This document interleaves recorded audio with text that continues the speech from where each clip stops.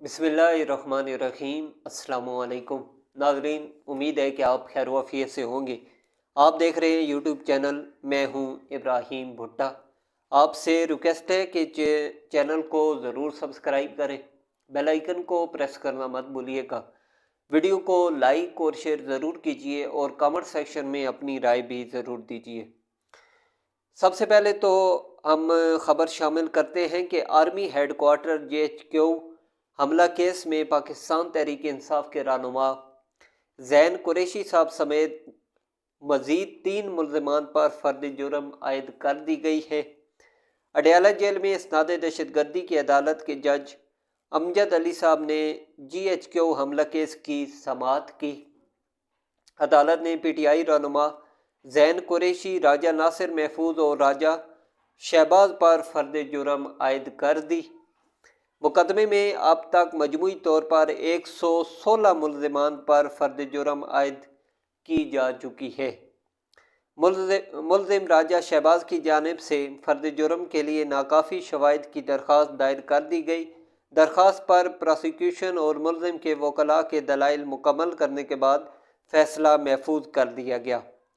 دوران سماعت پراسیکیوٹر سید ظہیر شاہ نے موقف اختیار کیا کہ راجہ شہباز نے 265D کی درخواست دے دی، جبکہ بیرون ملک فرار ملزم محمد عاصم کے شناختی کارڈ کو بلاک کرنے کے لیے چیئرمین نادرا کو تحریری طور پر آگاہ کیا جائے اور DG پاسپورٹ اینڈ امیگریشن سے بھی جواب طلب کیا جائے۔ پراسیکیوٹر نے مزید کہا کہ عدالت کا علاقہ پنجاب حکومت کے زیر انتظام ہے۔ CCTV فوٹیج کے حصول کے لیے ہوم ڈپارٹمنٹ اور ہائی کورٹ یہ اختیار رکھتی ہے۔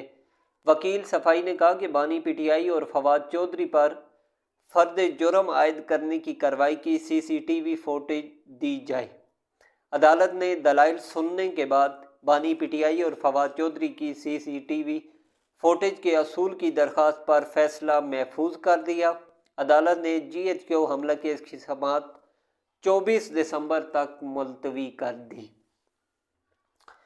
اس کے علاوہ ایک اور نیوز شامل کرتے ہیں کہ ISPR نے سزا پانے والے 25 مجرمان کے نام اور سزاؤں کی تفصیل جاری کر دی ہے۔ یہ ایک بہت لمبی لسٹ ہے، میں چند نام آپ کے سامنے رکھتا ہوں۔ جناح ہاؤس حملے میں ملوث جان محمد خان ولد طور خان کو 10 سال قید بامشقت۔ جناح ہاؤس حملے میں ملوث محمد عمران محبوب ولد محبوب احمد کو 10 سال قید بامشقت۔ GHQ حملہ میں ملوث راجہ محمد احسان ولد راجہ محمد مقصود کو 10 سال قید بامشقت۔ پنجاب رینجمنٹ سینٹرل مردان حملے میں ملوث رحمت اللہ ولد منظور خان کو 10 سال قید بامشقت۔ PAF بیس میاں والی حملے میں ملوث انور خان ولد محمد خان کو 10 سال قید بامشقت کی سزا سنائی گئی ہے۔ یہ ایک بہت لمبی لسٹ ہے، سب کے نام تو میں نہیں لے سکتا۔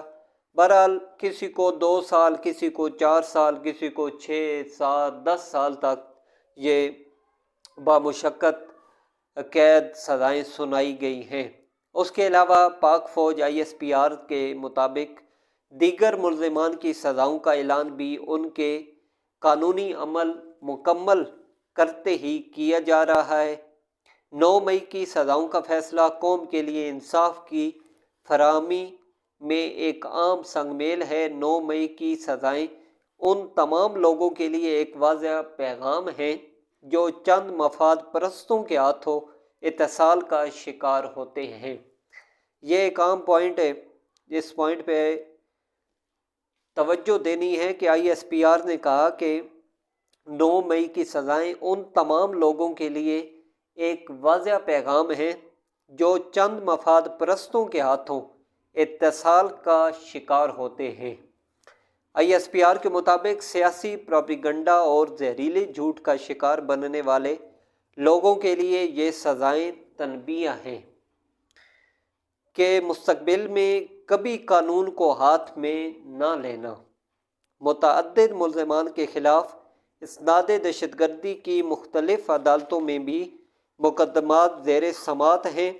صحیح معنوں میں مکمل انصاف اس وقت ہوگا جب 9 مئی کے ماسٹر مائنڈ اور منصوبہ سازوں کو آئین و قانون کے مطابق سزا ملے گی۔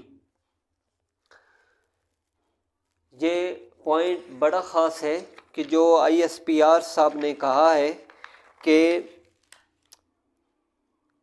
متعدد ملزمان کے خلاف اسناد دہشت گردی کی مختلف عدالتوں میں بھی مقدمات زیر سماعت ہیں۔ صحیح معنوں میں مکمل انصاف اس وقت ہوگا جب 9 مئی کے ماسٹر مائنڈ اور منصوبہ سازوں کو آئین اور قانون کے مطابق سزا ملے گی۔ ریاست پاکستان 9 مئی کے واقعات میں مکمل انصاف مہیا کر کے ریاست کی عملداری کو یقینی بنائے گی۔ 9 مئی کے مقدمہ میں انصاف فراہم کر کے تشدد کی بنیاد پر کی جانے والی گمراہ اور تباہ کن سیاست کو دفن کیا جائے گا۔ 9 مئی پر کیے جانے والا انصاف نفرت، تقسیم اور بے بنیاد پروپیگنڈے کی نفی کرتا ہے۔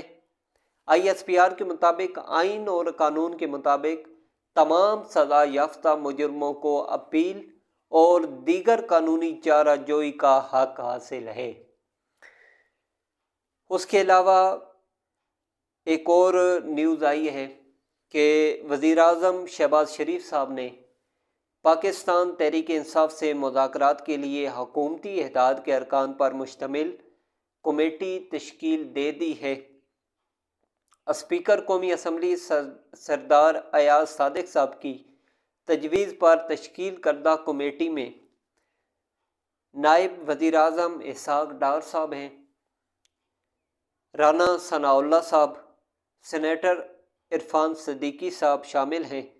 اس کے علاوہ اتحادی جماعتوں سے بھی ارکان شامل ہیں، راجہ پرویز اشرف صاحب، سید نوید قمر صاحب، خالد مقبول صدیقی صاحب، عبدالعلیم خان صاحب اور چودھری صالح حسین صاحب بھی اس کمیٹی کا حصہ ہے۔ اس کے علاوہ اسپیکر قومی اسمبلی سردار ایاز صادق صاحب نے تحریک انصاف سے مذاکرات کے لیے وزیر اعظم شہباز شریف صاحب کی جانب سے کمیٹی بنانے کا خیر مقدم کیا ہے۔